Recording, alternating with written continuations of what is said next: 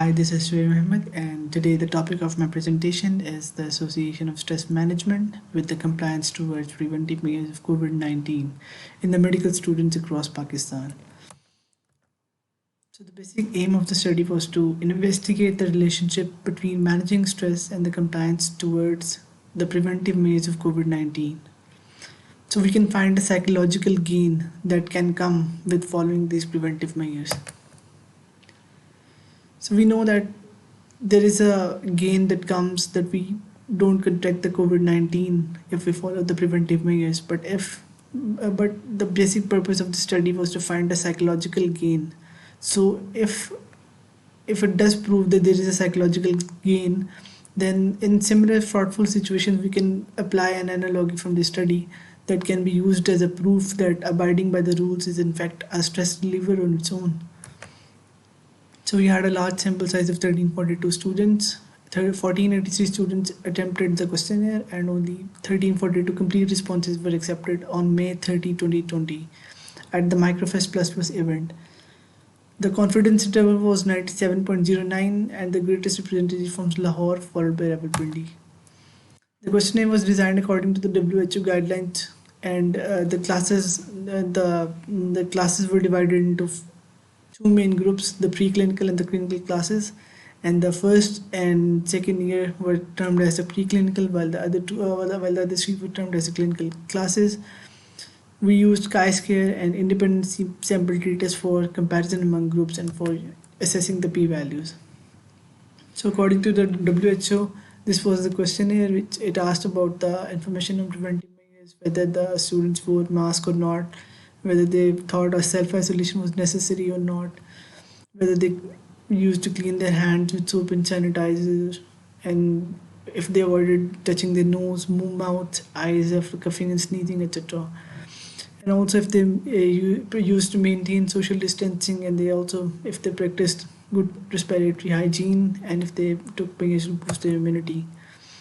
So our study, there is in our study, the results were like the male students were 461, while the female were 881, and the blue one is the female, and blue one represents the female, while the white one shows represents the male students. So the preclinical students were 493, and the majority were clinical students, that is 891. So the majority of the students responded that they were being able to manage stress in this pandemic, whether it's the family stress or any other sort of stress, but they were being able to manage stress as they claimed. And only 24% of the sample claimed that they were not being able to manage stress. So now we'll assess how the preventive measures varied across these two groups.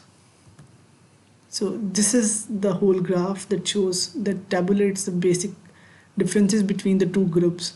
The light blue bars show the group that was not being able to manage stress, and the dark blue is the one that shows the were being able to manage stress. So we can see it clearly that the dark blue has greater percentage of preventive measures being followed, like the social distancing was being practiced more by those who were being able to manage stress. So in similar way, all the preventive measures were being followed better by those who were being able to manage stress. And on statistical analysis, we determined that all of the values were almost highly significant. Chi-square was used for assessing these values. This is the group that was being able to manage stress, and this was the group that was not being able to manage stress. And the group that had was being able to manage stress obviously had a greater percentage of information on COVID-19, and they were staying updated. You can see all the percentages are greater for those who were being able to manage stress. So all the results are significant as well, and for when we assess the p-values using t-test, we divide it into three classes: good practices, very good practices, and low practices. So we can clearly see that those who are being able to manage stress have had very low percentage of people of students who were less preparing, taking preventive measures. So the mean score of preventive measures was also statistically significant according to the independent sample t-test.